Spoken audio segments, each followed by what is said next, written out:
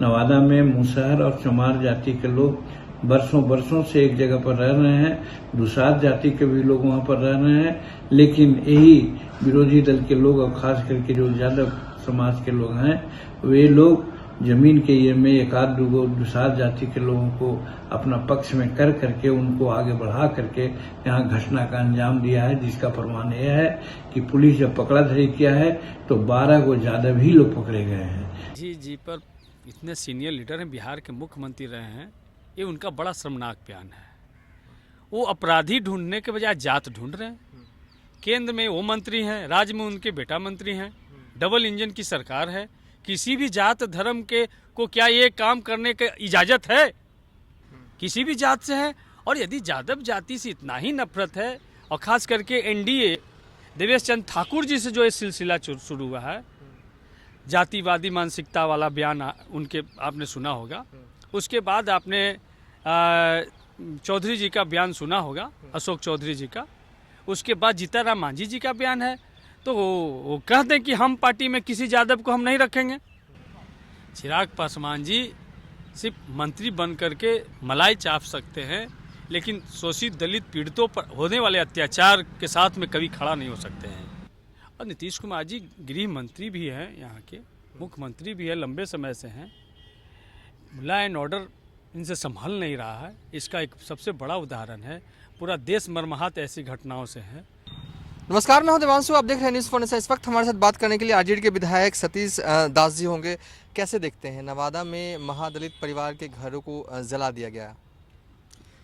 सबसे पहले तो भारी संवेदना दुख है कि आज भी अनुसूचित जाति आज़ाद नहीं हुए हैं। और प्रधानमंत्री आवास योजना और मुख्यमंत्री आवास योजना, ये दोनों योजना का पोल खुलता है इससे कि आज भी महादलित परिवार झुपड़ियों में रहने के लिए विवश है।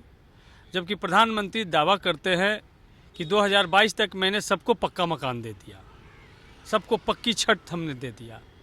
देखिए, 80 घर से ज़्यादा नवादा में भू माफियाओं ने, भू सामंतियों ने इस तरह का कांड को अंजाम दिया है। और नीतीश कुमार जी के जुबान से एक शब्द नहीं निकल रहा है। और नीतीश कुमार जी गृह मंत्री भी हैं, यहाँ के मुख्यमंत्री भी है, लंबे समय से हैं। लॉ एंड ऑर्डर इनसे संभल नहीं रहा है। इसका एक सबसे बड़ा उदाहरण है, पूरा देश मर्माहत ऐसी घटनाओं से है। नीतीश कुमार जी को अविलंब वहाँ जाना चाहिए था और उनके विश्वास को जीतना चाहिए था। और अपराधी किसी जात धर्म को मानने वाले लोग हों, उनको जितनी कड़ी से कड़ी सजा हो वो मिलनी चाहिए।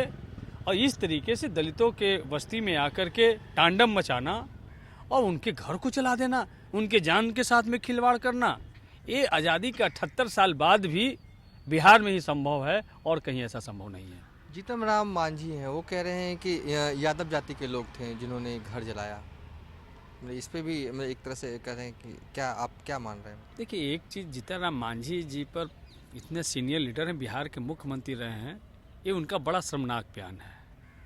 वो अपराधी ढूंढने के बजाय जात ढूंढ रहे हैं। केंद्र में वो मंत्री हैं, राज्य में उनके बेटा मंत्री हैं, डबल इंजन की सरकार है।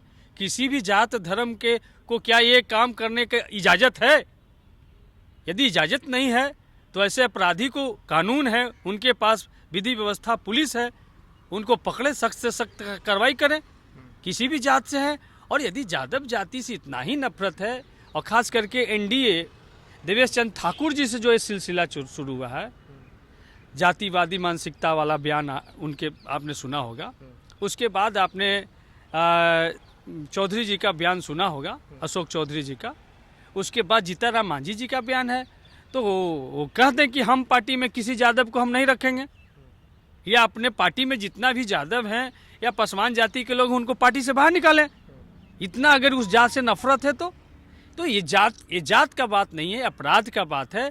बिहार में लॉ एंड ऑर्डर फेल है, उसकी बात है। नाकामयाबी को स्वीकार करें। और अब तक तो जीताराम मांझी जी मांझी परिवार से आते हैं, मांझी को लेकर के राजनीति करते हैं।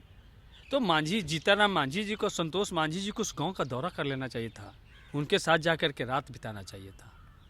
ये काम उनको करना चाहिए था। वो तो खैर आप भी कर सकते हैं, उसमें क्या है? हमारी पार्टी का डेलीगेशन जा रही है और जा कर के हम लोग यकीन दिलाते उस पीड़ित परिवार को कि आपकी लड़ाई हम लोग सड़क पे भी लड़ेंगे और सदन में भी लड़ेंगे। देखिए, दलितों के एक और युवा नेता हैं चिराग पासवान। चिराग पासवान पूरे मामले को लेकर ट्वीट करते हैं और वो कहते हैं कि मांग करते हैं मुख्यमंत्री नीतीश कुमार से कि ऐसे दोषियों को जल्द से जल्द गिरफ्तार कर कठोर से कठोर सजा दी जाए, पीड़ितों की आर्थिक मदद का हर संभव प्रावधान हो और साथ ही मामले की न्यायिक जांच की जो है वो मांग कर रहे हैं चिराग पासवान।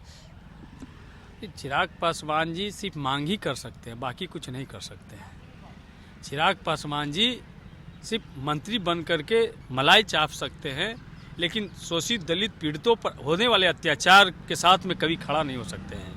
खड़ा है ना, ये खड़ा ही तो होना कहते हैं, मतलब उनकी संवेदनाएं पार्टी का अपने व्यक्त डेलीगेशन गया, चिराग पासवान जी जा रहे हैं वहाँ। क्या इस पर प्रधानमंत्री से बात करेंगे कि क्यों नहीं ये प्रधानमंत्री आवास योजना बना? क्या उन पीड़ित परिवार में से 5 लोग को प्रधानमंत्री से, मुख्यमंत्री से मिलाने का काम करेंगे चिराग पासवान? ये काम नहीं करेंगे, सिर्फ ट्वीट कर दिए और अपनी जिम्मेदारी उनका खत्म हो गया। चिराग पासवान जी बड़े परिवार से आते हैं और बड़े बड़े लोग को उन्होंने सांसद बनाया है, हजार हजार करोड़ के मालिक हैं।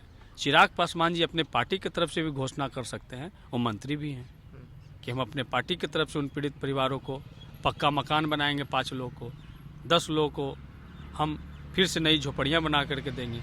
एक उनका पूर्व में झोपड़ी चुनाव चिन्ह भी रहा है और उस झोपड़ी में आग लगा दिया गया है। वही रामविलास पासवान जी कहते थे हम उस घर में दिया जलाने चले जिसमें सदियों से अंधेरा है, अब उस घर को ही जलाने चले नीतीश कुमार। इस पे चिराग पासवान जी का बयान आना चाहिए। अच्छा, एक सवाल है कि जिस तरीके से पूरे घटनाक्रम हुआ उसके बाद पुलिस जो अनुसंधान करे, क्या आप उससे संतुष्ट हैं? देखिए, पूर्व में इन घटनाओं को लेकर के वहाँ के पीड़ित लोगों ने पुलिस प्रशासन को सूचना दिया, पुलिस प्रशासन ने कोई एक्शन नहीं लिया। सीओ वहाँ का जो भी सीओ, बिहार का जो भी सीओ है, वो सभी जमीन ब्रोकरों से, जमीन माफियाओं के साथ में मिली भगत करके सब लोग जमीन बेचने में लगे हैं, सब लोग दलाली करने में लगे हैं। पूरा सीओ ऑफिस भ्रष्टाचार में है, गरीबों का कोई सुनने वाला नहीं है। उनका प्रधानमंत्री या मुख्यमंत्री जो आवास योजना के तहत जो वासगीत पर्चा देना है 5 डिसमिल जमीन का, वो भी नहीं मिला है। अभियान बसेरा उनको चलाना था, वो भी नहीं हुआ। अभियान दखल देहानी बिहार में चलाना था, 2014 के बाद अभियान दखल देहानी है, वो भी स्कीम पूरा नहीं हुआ है। तो गरीबों की यही स्थिति है। सर्वे हो रहा है ना, जमीन सर्वे हो रहा है, इस नाम पे तो देख रहे हैं, ये सर्वे का ही तो परिणाम है कि भू माफिया लोग झोपड़ियाँ जला रहे हैं, भाई भाई को कत्ल कर रहा है और पूरा सीओ कार्यालय भ्रष्टाचार के लिए कलेक्शन सेंटर बन गया है। और उनके बीजेपी के प्रदेश अध्यक्ष और राजस्व मंत्री दिलीप जायसवाल जी सिर्फ पटना में बैठ करके बयान देते हैं। ऐसी ये भूमि विवाद में इस तरीके की घटना हुआ, उनको तो शर्म से इस्तीफा दे देना चाहिए।